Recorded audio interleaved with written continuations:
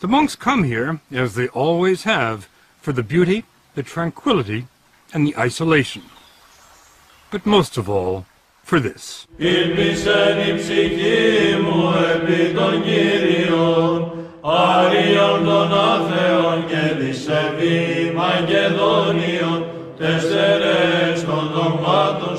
Father Iakovos is one of the few Americans on the mountain. He's been here more than half his life. You have to understand the words that we're saying in today's liturgy are the same words that Christ was saying, the same words that saints from the 1st century, the 2nd century, the 3rd century, the 4th century. And nothing has changed in Orthodoxy since then. It's the only branch of Christianity that can make that claim. Father Eliseos is the abbot, the top man, at Simonos Petros, one of the 20 monasteries. It was Abbot Eliseos who invited us here, and never let us forget what a rare privilege it was. It happened once, in 1981. The last time you invited a television crew here was 1981. Correct. We weren't going to invite you, but your persistence convinced us to open the door.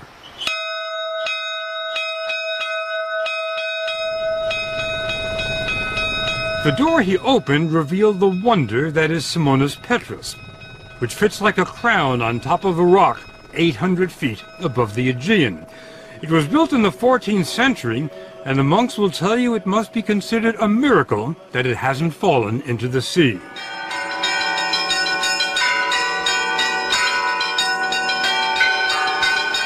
There are 20 monasteries on Mount Athos. Some look like medieval fortresses. Others are so large they resemble small cities. They rise from virgin forests and line the coast, shrouded in mist.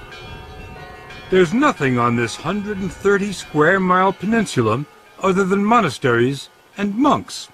Nothing. We expected Mount Athos to be a quiet place, but we couldn't have imagined how quiet until we were dropped off here.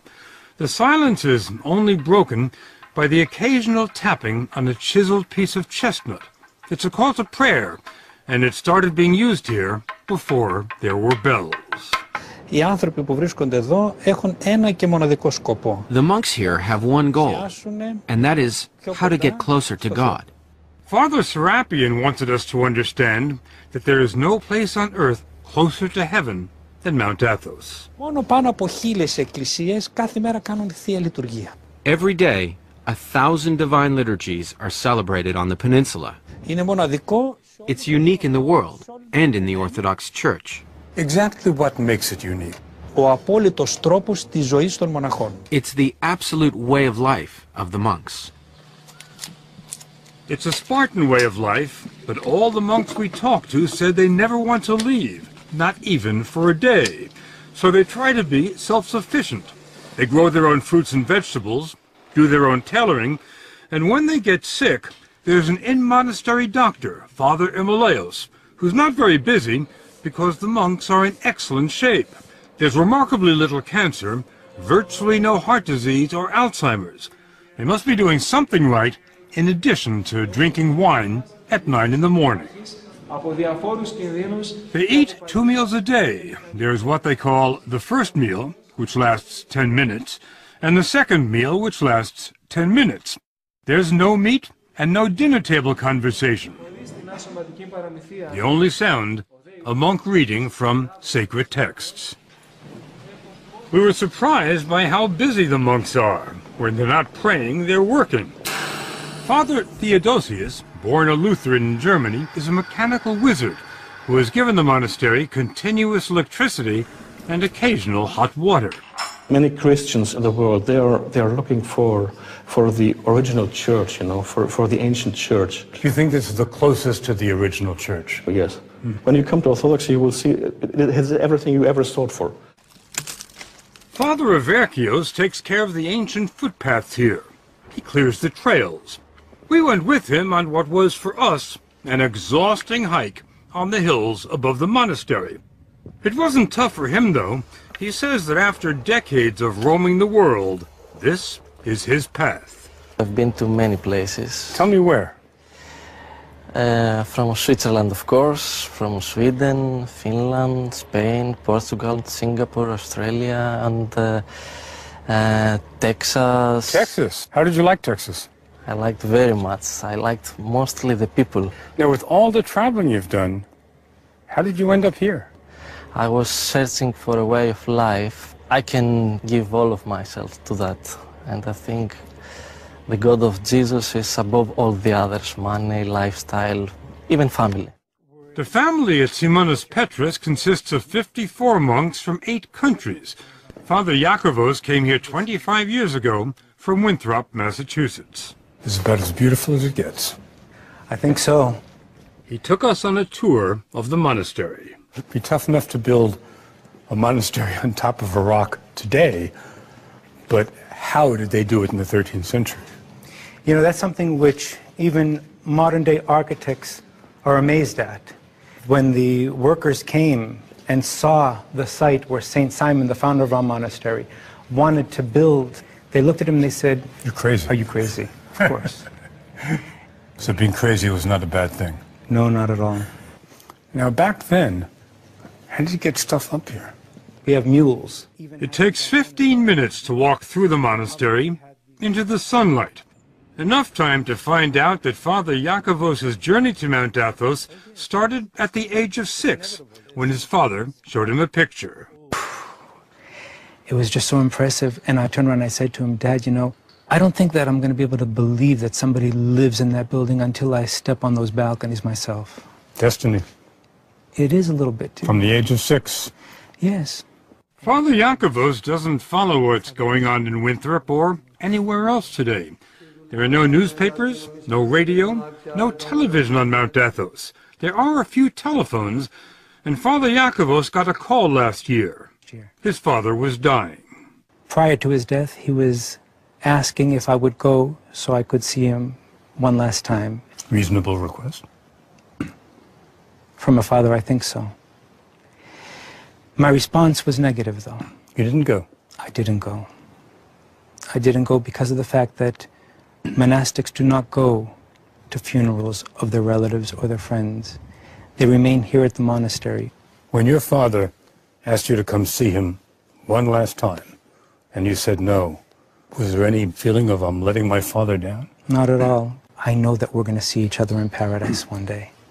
The whole idea at Mount Athos is not only to isolate oneself from the outside world, but to let go of all memories of one's past life.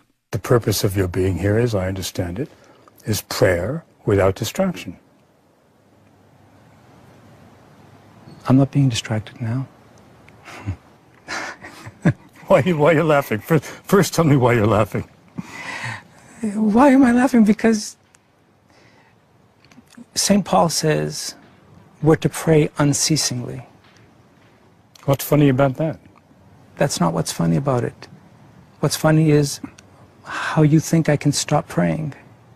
You're praying every minute of the day. Even right now when we're talking. Really? Of course. You don't see Father Yakovos praying while he's talking, but look at these other monks. Their lips never stop moving, not for a second. They just keep reciting the Jesus prayer day and night. Lord Jesus, have mercy on me. It becomes like breathing. Some monks say they can pray when they sleep, and they get no more than 3 hours sleep a night. But Mount Athos gets more applicants than it can handle. It's harder to get into than Harvard. The man comes as a novice, he's free to leave if he doesn't like it, and the monks can tell him to leave if they don't like him. When a novice arrives here, can you tell whether he's going to make it or not? Can you tell whether he's going to qualify to be a monk?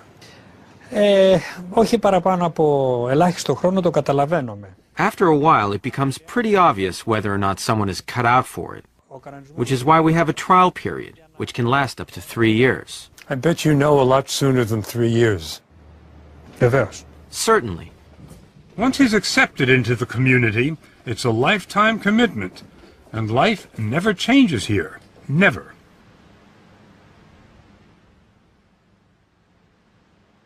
Every day at 3 in the morning, a single bell rings, informing the brothers that it's time to stop praying on their own and start praying in church. On a typical day, and every day is a typical day, the services last 8 hours. The monks say it's an 8-hour conversation with God, a dress rehearsal for eternity. And remember, this doesn't only happen on Sundays, it happens every day, 365 days a year. A monk never gets a day off.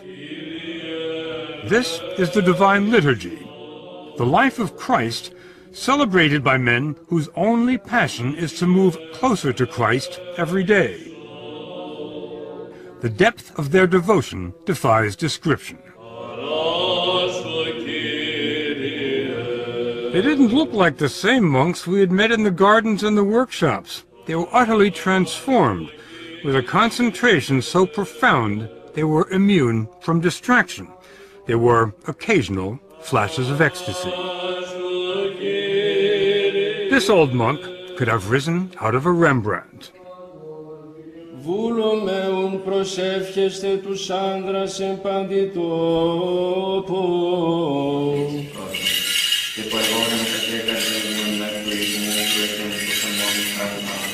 There are no musical instruments in the church, just chanting. Chanting without end.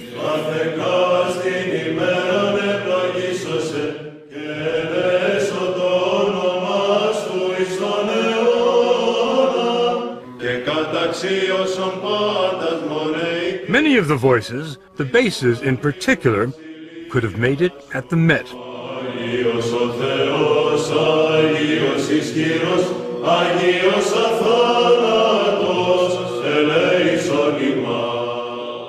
We didn't understand the words. We didn't really have to. This phrase we knew.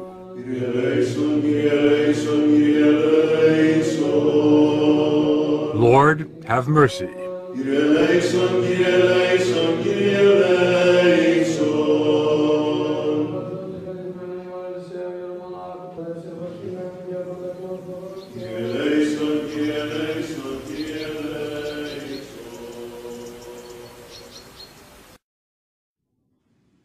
The most miraculous thing about Mount Athos may simply be the fact that it's still there. Over the centuries, it's been invaded by Crusaders, Ottomans, mercenaries, pirates, and Franks. The Nazis had their eyes on it too. The 2,000 monks attribute their survival, not surprisingly, to divine intervention. But they've also been pretty crafty. Some of the measures they've taken will surprise you. If you'd like to come for a visit, though, it can be arranged, but it's not easy. First, you'll need a visa issued by the monks, and unless you're an Orthodox pilgrim, it can take a while. Next, you'll fly to Athens and make your way to a scruffy little town in northern Greece where there's no airport and where the roads are dicey. Then you'll hop on a ferry, unless the trip has been canceled because of rough seas. That happens all the time. But on a calm day, it can be a very pleasant ride. The story will continue in a moment.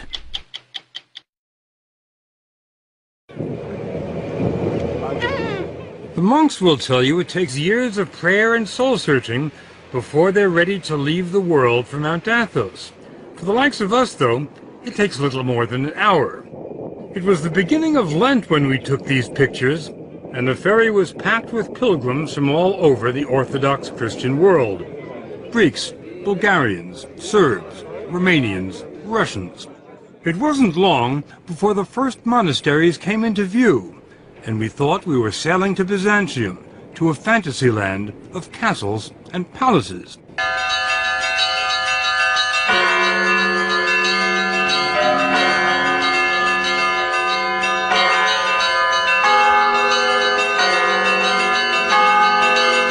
We were headed for Vatopedi, one of the oldest and largest monasteries on Mount Athos. It had the feel of a medieval city. Holiness seemed to seep from the very stones, from the frescoes on the 10th century church, from the marble font for holy water. But then, there was the monastery's secular-looking centerpiece. There's nothing remarkable about the clock tower at the Vatopedi Monastery, except for one thing. Check out the time. It's just about 8:30. Now, my watch reads 2:30. That's a 6-hour difference, and there's nothing wrong with their clock or with my watch. It's because the monks on Mount Athos keep Byzantine time. The day starts at sunset, not at midnight. The monks measured time this way during the days of the Byzantine Empire. That's the Christian empire that followed the fall of Rome. And that's the flag they still fly here. How long ago did the Byzantine Empire fall? 1453. 1453. That's a well-known fact. Well, it wasn't to us. But to Father Serapion, 1453 is the day before yesterday. This peninsula is the only place in the world that still keeps Byzantine time. Κατά αυτή την ορολογία, It has maintained this time for some 550 years. It was harvest time when we arrived, and dozens of monks were hard at work in the olive groves on the hills overlooking the monastery. That's where we ran into Father Nicandros from Melbourne, Australia.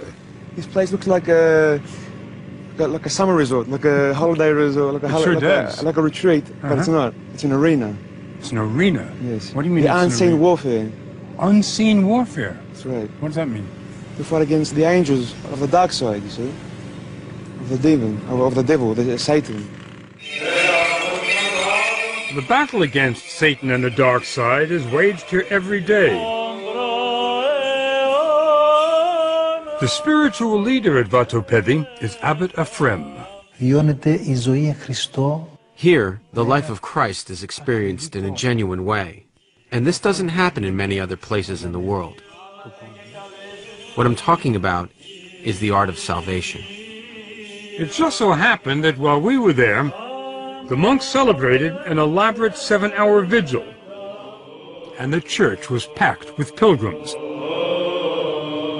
It's held once a year to honor the archangels Gabriel and Michael. According to the Bible, Gabriel and Michael led the army of angels that expelled Satan from heaven.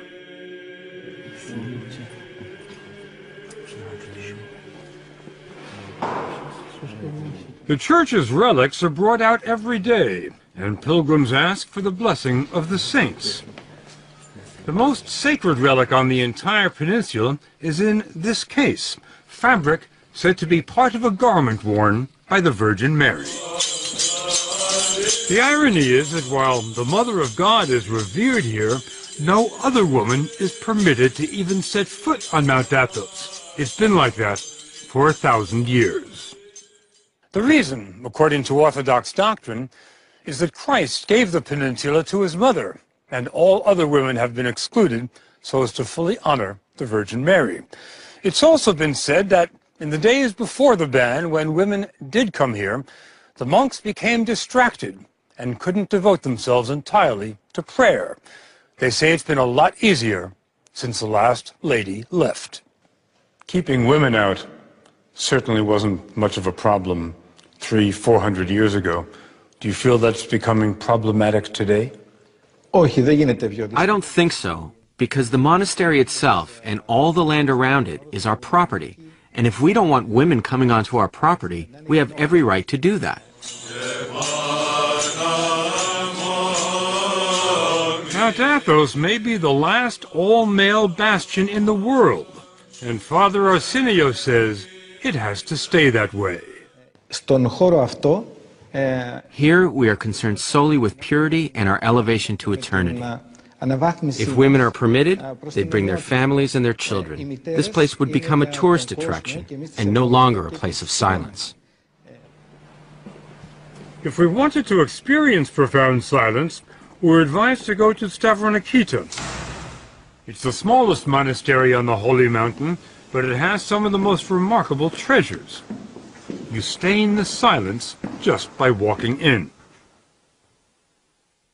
There's no electricity here, so the icons and mosaics are illuminated only by shafts of sunlight and a few candles.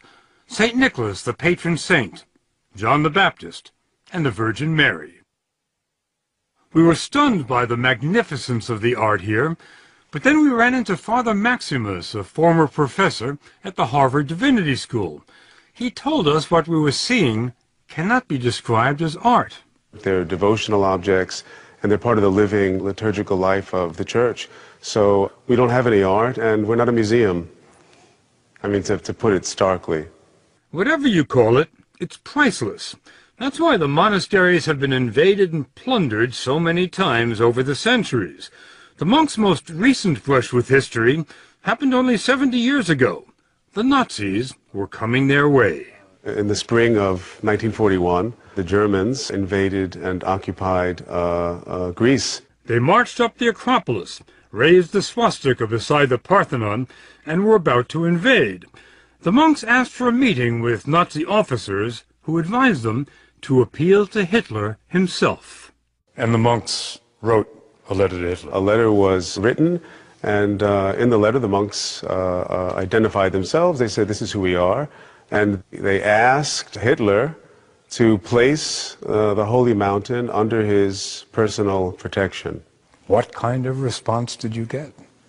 Well, it seems that Hitler liked the idea and accepted the invitation to become the personal protector of the Holy Mountain. Well, let me just get that straight. Hitler, the personal protector of the Holy Mountain. That's right. That's right. Hitler did send a team of German academics to Mount Athos. They took 1,800 pictures of the mountain's treasures, and it wasn't because they enjoyed photography. Hitler wanted the monastery's riches in Berlin. The professors were sent as an advance team to catalog the treasures of the Holy Mountains so that a selection of things could be made to be removed. Didn't happen, did it? No, it didn't. Not a single thing was taken. Father Maximus believes they have the Russians to thank for that by the time the Nazi scholars completed their work, Hitler was bogged down in Russia and wasn't thinking about icons. That Nazi period has been largely forgotten here. To the monks, it was just one more blip on the road, and a small one at that. Today, Vatopedi is the most popular destination on the mountain. It hosts 35,000 pilgrims a year, and offers more than spiritual sustenance. The monks have their own fishing boats, and the catch is pretty good. The fish are served fresher than in any Greek restaurant. The refectory dates from the 12th century, and since the 12th century, the food here has been free.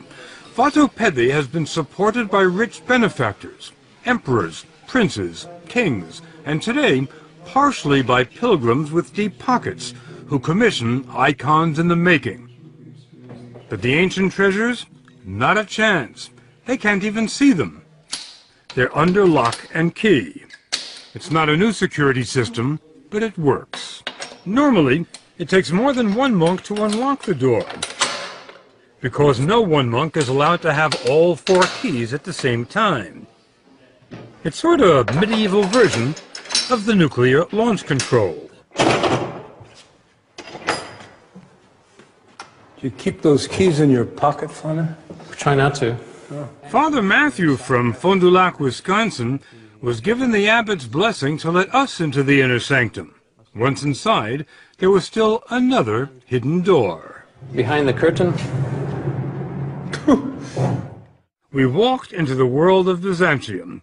It was hard to imagine that everything here was at least 600 years old, because the brilliance had not faded. There are almost 4,000 icons stored in this monastery alone. Oh, wow. The highlight? A 14th century icon of Christ. Every monk will tell you the sole purpose of life on Mount Athos is to get closer to Christ every day. And they say total union with Christ is only possible when they leave this world. Πρώτο πράγμα που κάνει ένας μοναχός είναι να αγαπήσει το θάνατο. The first thing a monk does is embrace and love death. Embrace and love death. Γιατί ο θάνατος... Because death is the ticket to the other life. Without a ticket, you can't travel. Where do you get the ticket? Εδώ, στη ζωή αυτή. In this life, that's what we do each day. We prepare for death. Για το ταξίδι μας προς τον ουρανό. And we are joyful about our journey to heaven. Father Matthew offer to take us to the transit point between this world and heaven. When a monk dies, he's buried until there's nothing left but bones. And he's brought to where every monk who's ever lived here ends up, the ossuary. Any idea how many skulls there are here? Thousands. I'm not sure how many thousands. Any idea how far they go back? The ones here would be to the 16th century. When you look at the ossuary, what comes to mind? Mostly I see that this is where I'm going to be. I always like to say these are my future roommates. There was nowhere for us to go from there. So we headed back to the mainland. The monks invited us to come back any time. And if we do, or if our grandsons or great-grandsons do, after 10 days here, this much we believe. Mount Athos will not have changed at all.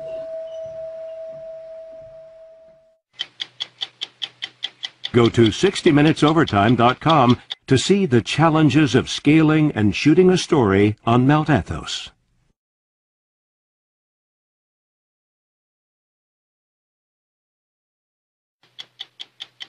"60 Minutes Overtime."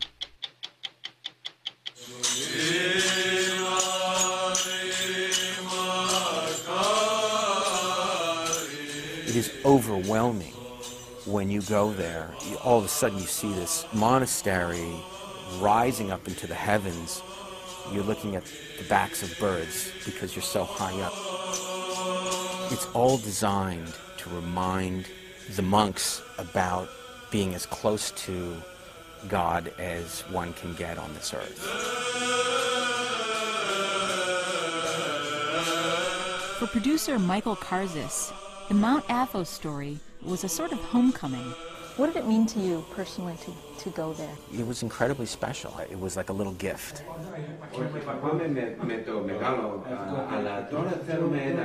The son of Greek immigrants, Michael not only speaks the language, he was raised in the Greek Orthodox faith. That came in handy one day when the 60 Minutes crew was about to make a serious error. We wanted to set up an interview with one of the abbots at Vatopedi, and the abbot said, you know, yeah, we could do it in the main church.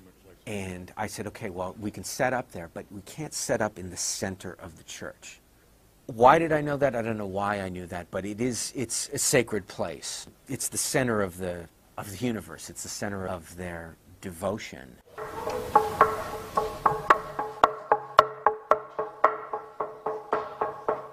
They really did do an extraordinary thing by allowing us to come and film in Mount Athos. Well, this is for ski. It's an instant walking stick, thanks to Pater Avergios. Thank you, Pater. You're very welcome, Michael. You create like a little bit of extracurricular bond with some of these people that you wouldn't otherwise have doing another story or regular story with 60 Minutes. Pater Martharios.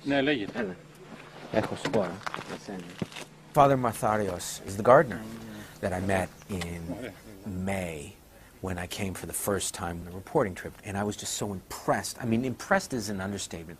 This garden that he tends to is, you know, maybe has 6 or 7 tiers. It's this unbelievable, like, Babylonian hanging garden. It's amazing to see. I had this great conversation with him. The oil spill in the Gulf had just happened, and I was telling him about it. And you realize how cut off they really are. You could see that he was so connected to the environment. He was really affected by it. I mean, he was really disturbed. And I love to garden as well. When I came back, I thought consciously, well, I'm going to bring him back some seeds of this tomato plant that I've been growing for years and love. These are big tomatoes, very big tomatoes that I grew in the summer, and I saved the seeds for this. All he said to me, he says, listen, as long as they're not genetically modified seeds, I'll take them. I think of him often because he was just a really, really lovely man. On Mount Athos, Michael and the crew had to learn to live pretty much the way the monks live.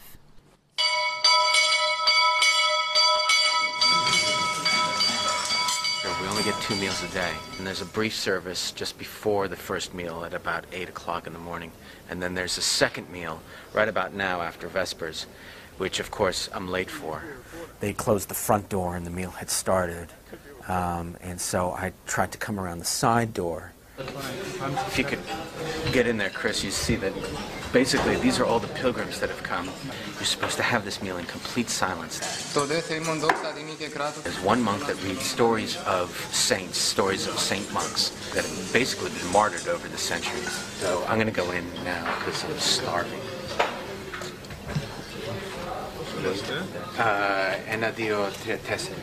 It's like a service. You can't come in late and sort of say, pardon me, but can you slide down and let me have a seat next to you? It's not a good idea to do that.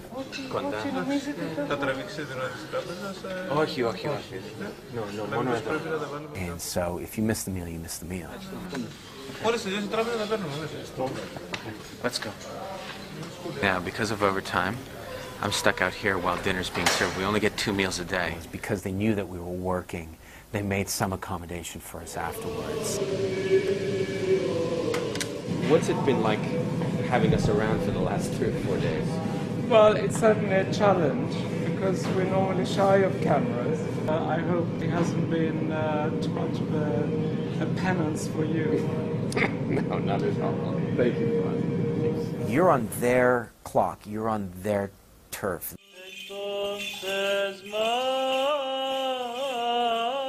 There's nothing that you're going to do that's going to change how they live their life. I mean, there have been many other people, a lot more powerful than 60 Minutes, that's shown up there and they've carried on, be it the Ottomans, be it the Nazis, be it the Franks, be it I mean, a lot of people have come and gone,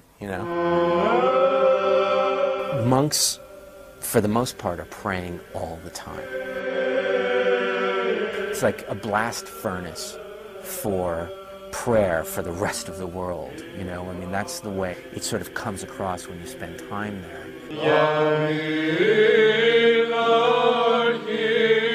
While you and I are going about our business Monday to Saturday, they're picking up the prayer for us while we're paying the rent and taking the kids to school. That's sort of how they see it.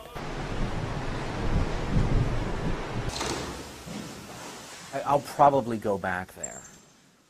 There's more there for me if I can go without having to sort of be consumed with writing questions and making sure we're shooting and all the things that go into making a 60 Minutes piece.